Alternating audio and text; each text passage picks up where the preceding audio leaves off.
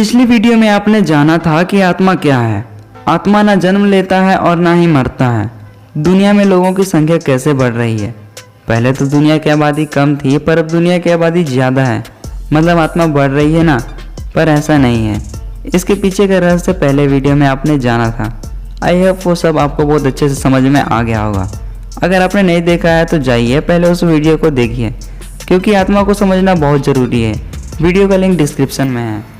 Out of body experience एक ऐसा अनुभव है जिसमें ज़मीन पर लेटकर मन को एकाग्र करना होता है, सांस पर ध्यान लगाना होता है। कुछ दिन प्रैक्टिस के बाद आप ऐसी दुनिया घूमकर आएंगे, ऐसे ऐसे जगह पर जाएंगे जिसका अनुभव अद्भुत होता है। ये अनुभव असली लगेगा। इसमें सोते वक्त आत्मा बाहर जाता है, लेकिन यहाँ पर आत्मा निकल रहा है, तो कोई भी जिंदा कैसे रह सकता है। तो इस वीडियो में यही जानेंगे और हमारे अंदर के 3 तरह के शरीरों के बारे में, और कैसे इनके द्वारा कर्मों का फल मिलता है। अगर आप सोच रहे हैं कि आत्मा को कर्मों का फल मिलता है तो आप गलत हैं, क्योंकि इसका फल हमें ही मिलता है जो बहुत दुख देता है। इससे पहले सब्सक्राइब कर बेल नोटिफिकेशन को ऑन कर लीजिए, जिससे ऐसे ही इंपॉर्टेंट वीडियो का नोटिफिकेशन मिलता रहेगा। आईना के सामने आप जो दिखते हैं वह है स्थूल शरीर। यह स्थूल शरीर 5 तत्वों से मिलकर बना हुआ है। पृथ्वी, आकाश, वायु, अग्नि, जल। जो इस प्रकृति में बना है वह यही नष्ट हो जाएगा। जैसे आप जो मोबाइल देख रहे हैं यह यहाँ से बना है, तो समय आने पर यही प्रकृति में मिल जाएगा। वैसे ही हमारा शरीर का जन्म प्रकृति में 5 तत्वों से हुआ है, और समय आने पर ये भी यही नष्ट हो जाएगा। ये था स्थूल शरीर। एक और शरीर होता है जिसे सूक्ष्म शरीर कहा जाता है। सूक्ष्म शरीर 18 तत्वों से मिलकर बना होता है। 5 कर्म इंद्रियाँ होती हैं जिससे आप कर्म करते हैं, जैसे हाथ से खाते हैं। 5 ज्ञान इंद्रियाँ होती हैं जिससे ज्ञान का बोध होता है, मतलब जैसे आप आँख से देख रहे हैं, नाक से सूंघते हैं। 5 प्राणवायु होता है। ये हो गए 15। 16वें नंबर पर आता है मन, और 17वें नंबर पर बुद्धि। 18वें नंबर पर आता है अहंकार। रात को सोने के बाद आप स्वर्गलोक तो पाताल लोक तो कभी डिस्को डांस करने चले जाते हैं, कहीं भी घूमने चले जाते हैं। जो जा रहा है वही तो है सूक्ष्म आत्मा, जबकि आपका शरीर बिस्तर पर ही है। बिस्तर पर जो शरीर है वह है स्थूल शरीर। सूक्ष्म शरीर गया था, तभी तो आप कहते हैं मैं वहाँ घूम रहा था, मैं दोस्तों के साथ मस्ती करने गया था, पर सपने में। मतलब सपने में वहाँ जाते हैं, वैसा अनुभव करते हैं जैसे विचार दिन भर आपके मन में चलता रहता है। सही विचार लाने के लिए ही तो विज्ञान की बहुत सारी किताबें कहती हैं कि रात को सोने से पहले आपके साथ जो अच्छा हुआ है उसके बारे में सोचें, सही विचार आएंगे, अच्छे सपने आएंगे।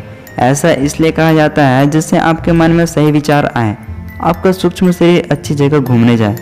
मतलब आप जो दिख रहे हैं वह है स्थूल शरीर, और सोने के बाद वाला सूक्ष्म शरीर। तीसरा होता है कारण शरीर। जीव का जन्म जिस कारण के लिए होता है उसको कारण शरीर कहा जाता है। इसे सूक्ष्म शरीर ही समझिए। और आप जान चुके हैं आत्मा परमात्मा का प्रतिबिंब होता है और उन्हीं में मिल जाता है। वैसे ही आपका स्थूल शरीर तो मर जाएगा, प्रकृति में बना था, प्रकृति में मिल जाएगा, लेकिन आपके अंदर का सूक्ष्म शरीर नहीं मरेगा। हमें बस लगता है कि जीव मर गया, जीव मरता नहीं, हमें भ्रम होता है। जो दिखता नहीं वही तो है माया।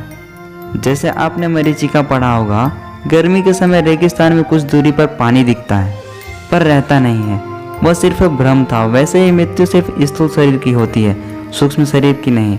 आप सपने में कहीं जाते हैं, वहाँ सब असली लगता है। कुछ समय वहाँ रहते हैं, सुबह नींद खुलती है तो पता चलता है कि सब सपना था, सब माया था, और वापस इस दुनिया में आ जाते हैं। वैसे ही हम सूक्ष्म शरीर हैं, परमात्मा के पास से आए हैं, कुछ समय यहाँ रहेंगे और वापस चले जाएंगे, पर हमें यही दुनिया असली लगने लगती है। जैसे सपने में सब कुछ असली लग रहा था, पर सब माया था। हम इस दुनिया में कुछ समय रहेंगे और वापस असली दुनिया में चले जाएंगे। और आउट ऑफ बॉडी एक्सपीरियंस में यही सूक्ष्म शरीर का आत्मा, सूक्ष्म आत्मा जाता है।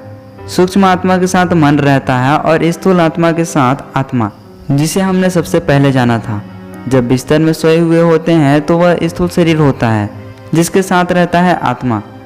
तभी तो सूक्ष्म आत्मा के जाने के बाद भी मृत्यु नहीं होती। यहाँ तक तो सब ठीक है, आत्मा परमात्मा के पास चला जाता है, सूक्ष्म शरीर यहीं मर जाता है। लेकिन आप कितना पूजा करते हैं, गरीबों की मदद करते हैं, दान देते हैं, भगवान श्री कृष्ण का चिंतन करते हैं, बुरे कर्म न करके सब अच्छे कर्म करते हैं। इतना सब कुछ करने का क्या फ़ायदा, आखिर में मरना ही तो है। पर ऐसा नहीं है। आपने जैसे कर्म किए हैं उसका फल मिलेगा, लेकिन कर्म जाता कैसे है। शरीर तो मर गया, आत्मा भी चला गया, कर्म तो आत्मा के साथ जाता नहीं है। इसके पीछे छुपे रहस्य को अगली वीडियो में जानेंगे। जाने से पहले सब्सक्राइब कर लीजिए और शेयर कर लीजिए, जिससे वो भी आत्मा, शरीर और कर्म को समझ सकें। जय श्री कृष्ण।